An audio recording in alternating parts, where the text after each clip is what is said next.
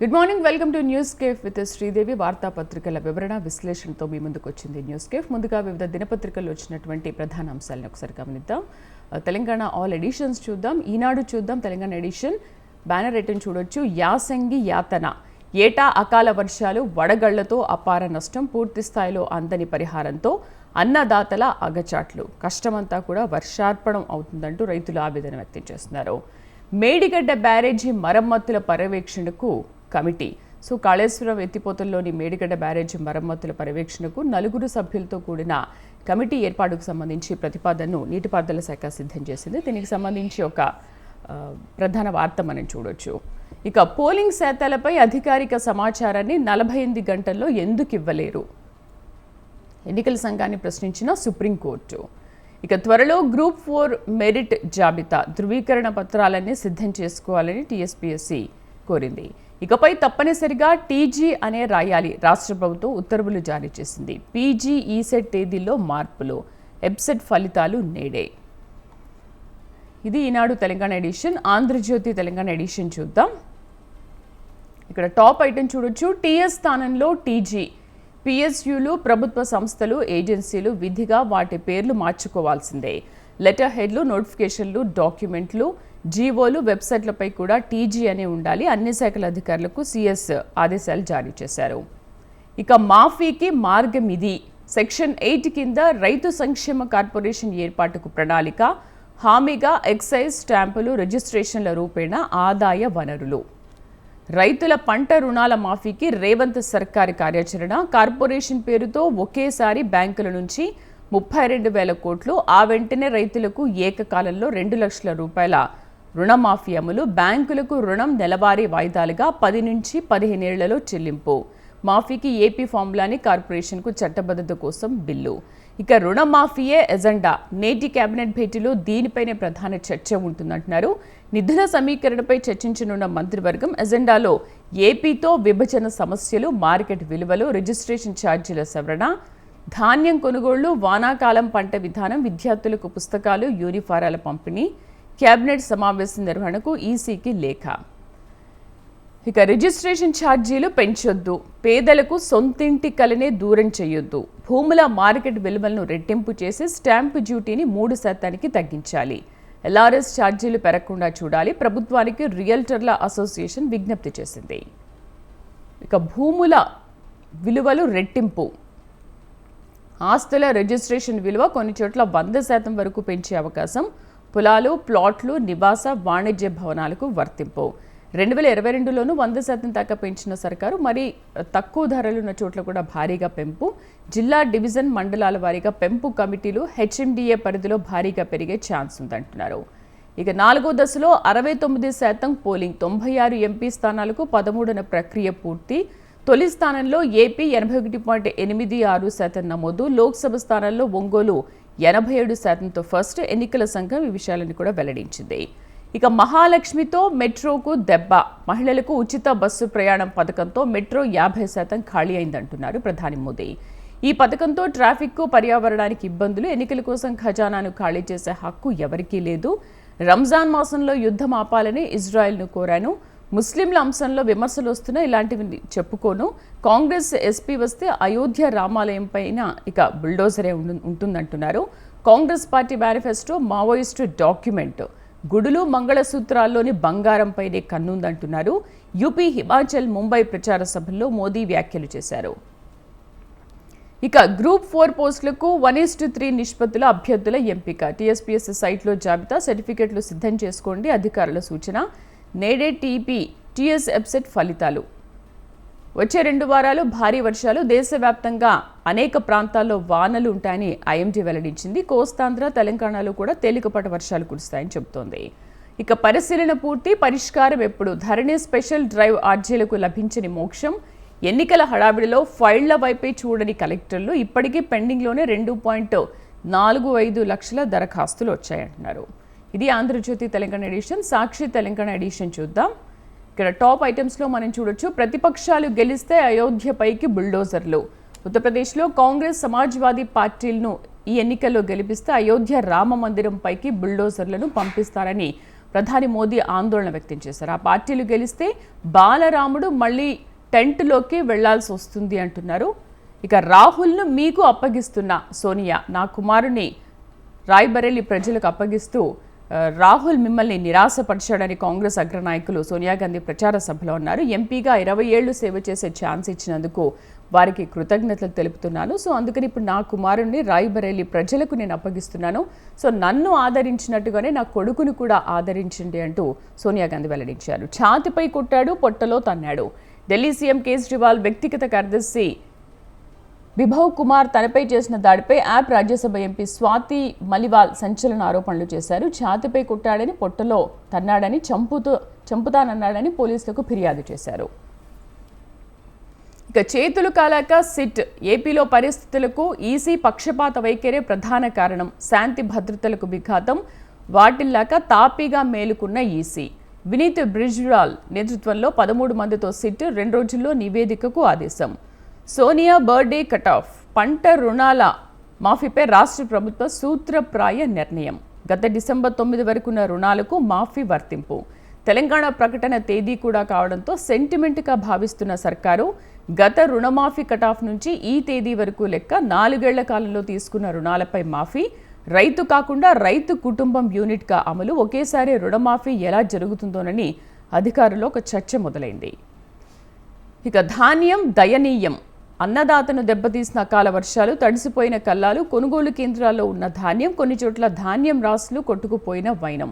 మరో 2 రోజులు వానలు. పలు జిల్లాలకు ఎల్లో అలర్ట్. 19న దక్షిణ అండమాన్ సముద్రంలోకి నైరుతి. రాష్ట్ర వ్యాప్తంగా 1.71 సెంటీమీటర్ల వర్షపాతం, సగటు వర్షపాతం నమోదైంది. 2 నుంచి 4 డిగ్రీల వరకు తగ్గిన ఉష్ణోగ్రతలు. ఎంబీబీఎస్ సీట్లలో ఉమ్మడి కోటా రద్దు. రాష్ట్ర ప్రభుత్వానికి కాళోజీ వర్సిటీ ప్రతిపాదనలు. జూన్ 2 తర్వాత ఏపీ విద్యార్థులకు తెలంగాణలో సీట్ల కేటాయింపు ఉండదు. విభజన చట్టం మేరకు 10 ఏళ్లుగా 15% సీట్లు ఇరు రాష్ట్రాల విద్యార్థులకు కేటాయింపు. ఉమ్మడి కోటా రద్దయితే రాష్ట్ర విద్యార్థులకు అదనంగా అందుబాటులోకి 200కు పైగా సీట్లు. ఇది సాక్షి తెలంగాణ ఎడిషన్. నమస్తే తెలంగాణ ఎడిషన్ చూద్దాం. పంచాయతీలకు నిధులు లేవు, పైసా విదల్చని కాంగ్రెస్ ప్రభుత్వం. ఆర్థిక సంఘం నిధులకు మంగళం. పల్లెలకు ప్రభుత్వం మొండి చేయి భారంగా తాగునీటి నిర్వహణ. సిబ్బందికి జీతాలు ఇవ్వలేదని దుస్థితి. అప్పు తెచ్చి పనులు చేస్తున్న పిఎస్లు. వడ్లు ఇక్కడ, మంత్రి ఎక్కడ అంటూ ఒక టాప్ బ్యానర్ ఐటమ్ చూడొచ్చు. కల్లాల్లో ధాన్యం, రైతు కండ్లల్లో దైన్యం. రాష్ట్రంలో మందకొడిగా కొనుగోళ్లు. ధాన్యం తడిసి నష్టపోతున్న రైతులు. పత్తా లేని పౌర సరఫరాల శాఖ మంత్రి. సమీక్షలు లేవు, ఏమీ లేవు, అధికారులకు ఆదేశాలు లేవు ఉన్నారా లేరా అన్నట్టు ఉత్తమ్ తీరు ఉందన్నట్టు రైతులు ఆవేదన వ్యక్తం చేస్తున్నారు. వడ్లు వర్షార్పణం. పలు జిల్లాల్లో ఈదురుగాలులతో భారీ వాన. విరిగిన విద్యుత్ స్తంభాలు, చీకట్లో పల్లెలు, పొంగిన వాగులు, గ్రామాలకు రస్తా బంద్. కొనుగోలు కేంద్రాలు తడిసి ముద్దైన వడ్లు. తాగండి, ఊగండి, ఖజానా నింపండి. సర్కారు మందు చూపు.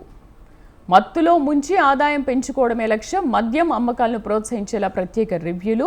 అధికారంలోకి రాగానే అటకెక్కిన బెల్ట్ షాపుల రద్దు హామీ. ప్రజలు ఆందోళన చేస్తున్నా పట్టించుకొని ఎక్సైజ్ శాఖ. నోరు మెదపని ఒక వర్గం మీడియా, సోషల్ మీడియా.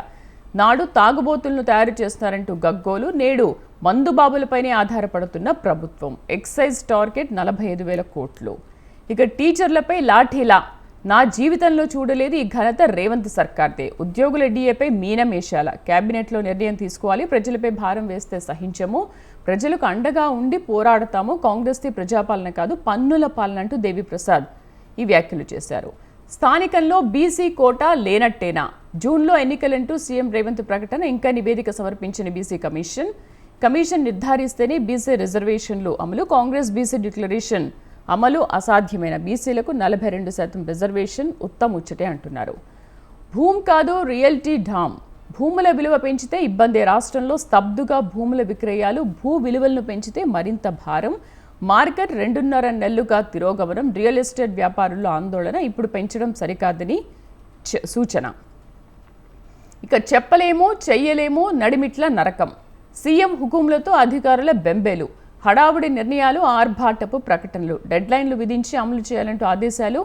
సరైన కార్యాచరణ లేక బెడిసి కొడుతున్న వ్యూహాలు. తీవ్ర ఒత్తిడితో పలు విభాగాధిపతులు సతమతం. ఆరోగ్యాలు పాడవుతున్నాయంటూ గగ్గోలు.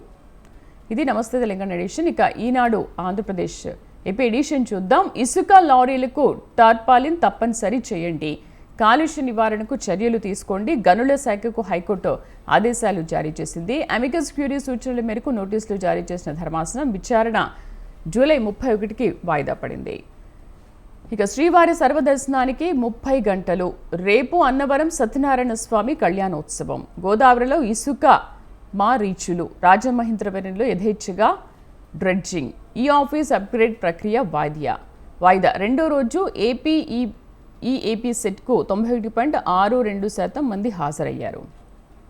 ఇది Eenadu AP edition. Andhrajyothy AP edition చూద్దాం. ఇక్కడ టాప్ ఐటెంలో చూడొచ్చు. తిరుమల కిటకిట సర్వదర్శనానికి 30 గంటలు. వచ్చే 2 వారాలు భారీ వర్షాలు. దేశవ్యాప్తంగా అనేక ప్రాంతాల్లో వానలు ఉంటాయని ఐఎండీ హెచ్చరించింది. రాష్ట్రంలో మరో 4 రోజులు వర్షాలు కురుస్తాయి. అలాగే నంద్యాలలో 10.5 సెంటీమీటర్ల వర్షపాతం నమోదైనట్టుగా వెల్లడించింది ఐఎండీ. వైసీపీ పోలీసింగ్పై కొరడా. పోలింగ్ అనంతర హింసపై సిట్. వైసీపీ వాళ్ళు ఏ పాపము ఎరగరట, తప్పంతా టీడీపీ నేతలదేనట. చంద్రగిరి గొడవలపై ప్రభుత్వానికి తిరుపతి కలెక్టర్ నివేదిక. టీడీపీ అభ్యర్థి పులివర్తి నాని కారుపై కర్రలతోనే దాడి చేశారట, అది కూడా 5 మాత్రమే. నివేదికలో కానరాని సమ్మేట, నాని భార్య సోషల్ మీడియాలో రెచ్చగొట్టారని ఉద్ఘాటన. వాస్తవాలు తెలుసుకునేందుకే చెవిరెడ్డి మోహిత్ రెడ్డి వెళ్లారట. సత్యదూరంగా ఆర్డీఓ నిశాంత్ రెడ్డి నివేదిక. దానికి కలెక్టర్ అక్కడ అడుగడుగున నిఘా వైఫల్యం. గొడవ జరగొచ్చని తెలిసినా కట్టడి లేదు, అయినా వైసీపీకి అనుకూలంగా నివేదిక ఇచ్చారని అంటున్నారు. ఇక ఈసీ ఆదేశంతో ఐజీ వినీత్ బ్రిజ్లాల్ నేతృత్వంలో టీం. ఏసీబీ ఎస్పీ రమాదేవి సహా 13 మంది రంగంలోకి. పల్నాడు, తాడిపత్రి, తిరుపతి హింసపై దర్యాప్తు. కొమ్ము కాసిన అవినీతి అధికారుల వెన్నులో వణుకు. సిట్ నివేదిక తర్వాత వారిపై కఠిన చర్యలుంటాయి. రాష్ట్ర చరిత్రలో కొత్త అధ్యాయం అంటున్న పోలీసులు. ఇక చిన్న హింసాత్మక ఘటన జరగడానికి వీల్లేదు. అన్ని జిల్లాల ఎస్పీలతో డీజీపీ వీడియో కాన్ఫరెన్స్. పోలీస్ బాస్కు వివరణ ఇచ్చిన ఆ 3 ఎస్పీలు. గోడ దూకి పిన్నెల్లి సోదరులు పరార్. తొలుత తాడేపల్లి ప్యాలెస్కు, ఆ తర్వాత ఇంటికి. అర్ధరాత్రి దాటాక అక్కడి నుంచి పరార్. దీని వెనుక తాడేపల్లి స్కెచ్. మాచర్ల మారణ హోమంపై ఈసీకి కమిషన్ పరిశీలకుల నివేదిక. కఠిన చర్యలకు ఆదేశించే అవకాశం. దీన్ని గుర్తించి పారిపోయిన బ్రదర్స్ అరెస్టు భయంతో అజ్ఞాతంలోకి. ఇక ఈసీ చెప్పినా మారని తీరు. టీడీపీ శ్రేణులపై పోలీసుల దాష్టికం. పల్నాడులో చెలరేగిన ఘర్షణలతో సంబంధం లేకుండా పోయిన అదుపులోకి 2 రోజుల పాటు చితక్కొట్టిన వైనం. ఇక ఈ ఆఫీస్ జోలికెళ్లొద్దు. ఎన్నికల ప్రక్రియ ముగిసేదాకా యథాతథం. పేదలపై కపట ప్రేమ. జగన్ బటన్ నొక్కుడు ఉత్తుత్తేనా. కాంట్రాక్టర్లు మరో 700 కోట్ల బిల్లులు. అంతకుముందు 1400 కోట్లు పేదల పథకాలకు మాత్రం జమ చేయరా. ఫిబ్రవరి నుంచి నొక్కిన బటన్ల విలువ 14,165 కోట్లు. ఇప్పటికీ జమ 1982 కోట్లే. అదే కాంట్రాక్టర్లైతే ఒక్క మార్చిలోనే 25,000 కోట్లు విడుదల. ఎన్నికలు ముగిశాక పేదలను వదిలి వారికే. భావ ప్రకటన స్వేచ్ఛను హరించడమే. కడప కోర్టు ఉత్తర్వులపై సుప్రీం తీవ్ర వ్యాఖ్యలు చేసింది. స్టే విధిస్తూ మధ్యంతర ఉత్తర్వులు జారీ చేసింది. వివేక హత్య గురించి మాట్లాడొద్దనడంపై షర్మిల పిటిషన్. ప్రతివాదులకు నోటీసులు. షర్మిల ఇతరులపై దాఖలైన ధిక్కరణ కేసులపైన స్టే విధించింది. ఇక లగ్జరీ ఫ్లైట్లో పేదింటి బిడ్డ. కుటుంబంతో జగన్ లండన్కు. విమానం అద్దె గంటకు 12 లక్షలు. 4 భద్రతాధికారుల ఖర్చే 1.5 కోటి. ఇక సీఎం కుటుంబం ఖర్చు ఎంతో. 31వ తేదీన తిరిగి రాష్ట్రానికి రాక. బెజవాడ నుంచి ముంబైకి ఢిల్లీ ఫ్లైట్. జూన్ 15 నుంచి భారీ బోయింగ్ A320 ప్రారంభ ఆఫర్గా 5,600కే ప్రయాణం. Air India bumper offer. ఇక ప్రైవేటులోనూ ట్రాన్స్మిషన్. అంతర్రాష్ట్ర రాష్ట్ర పరిధిలో లైసెన్సులు ప్రత్యేకంగా పర్యవేక్షించనున్న ఈఆర్సీ. ఇది ఆంధ్రజ్యోతి ఏపీ ఎడిషన్. సాక్షి ఏపీ ఎడిషన్ చివరిగా చూద్దాం. ఇక్కడ టాప్ ఐటమ్స్లో మనం చూడొచ్చు. వారు గెలిస్తే రాముడు టెంటులోకి. ఎన్నికల్లో ప్రతిపక్షాలను గెలిపిస్తే అయోధ్యలోని బాలరాముడు మళ్లీ టెంటులోకి వెళ్లాల్సి వస్తుందని ప్రధాని మోదీ వ్యాఖ్యానించారు. మాకు ప్లాన్ బి అవసరం లేదంటూ అమిత్ షా మాట్లాడుతున్నారు. ఎన్నికల్లో ఎన్డీఏకు మెజార్టీ వస్తుందని, మెజార్టీ తగ్గే ప్రశ్నే రాదని, ప్లాన్ బి అవసరం లేదని కేంద్ర హోంమంత్రి షా మాట్లాడుతున్నారు.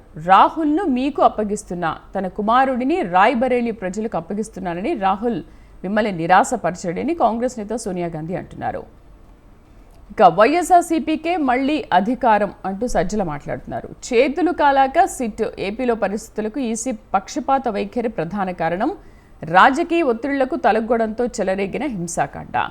రైతుల ఖాతాల్లోకి పెట్టుబడి రాయితీ నేటి నుంచి జమ చేసేందుకు ఏర్పాట్లు 11.57 లక్షల మంది ఖాతాల్లోకి 1289.58 కోట్లు. ఖరీఫ్ 23 కరువు సాయం, మిచాంగ్ తుపాన్ పరిహారం చెల్లింపు, ఆంక్షలు సడలించిన ఈసీ, కోడ్ సాకుతో అడ్డుకున్న బాబు బృందం. ఇక మిల్లెట్ సిస్టర్స్ ఆదర్శం అంటూ 20,000 మందికి జీవనోపాధితో స్ఫూర్తినిస్తున్న విజయనగరం వాసి సిఐ విమెన్ ఎగ్జామ్స్లో 2024 అవార్డు అందుకున్న సరస్వతి మల్లు వలస. ఇక 29 అసిస్టెంట్ ప్రొఫెసర్ పోస్టుల భర్తీకి నోటిఫికేషన్ నేటి నుంచి 27వ తేదీలోగా ఆన్లైన్లో దరఖాస్తులకు అవకాశం. విదేశీ పర్యటనకు సీఎం జగన్. ఇక ఇది వివిధ దినపత్రికలు వచ్చినటువంటి ప్రధాన అంశాలు. అయితే ఢిల్లీ సీఎం కేజ్రీవాల్ ప్రచార బరిలో దిగుతూనే బీజేపీపై విమర్శల దాడి చేస్తూనే ఉన్నారు. వచ్చే ఏడాదితో మోదీకి 75 ఏళ్లు నిండుతున్నాయి. మరి మీ భావి ప్రధాని అభ్యర్థి ఎవరు అంటూ చెప్పాలని చెప్పి డిమాండ్ చేస్తున్నారు. మీరు కనుక మళ్ళీ ప్రధాని అయితే విపక్షాలతో పాటు స్వపక్షాలను కూడా జైలు పాలు చేసే అవకాశం ఖచ్చితంగా ఉంటుంది అంటూ సంచలన వ్యాఖ్యలు చేశారు ఢిల్లీ సీఎం కేజ్రీవాల్. సో అసలు ఈ వ్యాఖ్యల వెనక ఉన్న మతలబేంటి డిస్కస్ చేద్దాం చిన్న బ్రేక్ తర్వాత. Stay with us.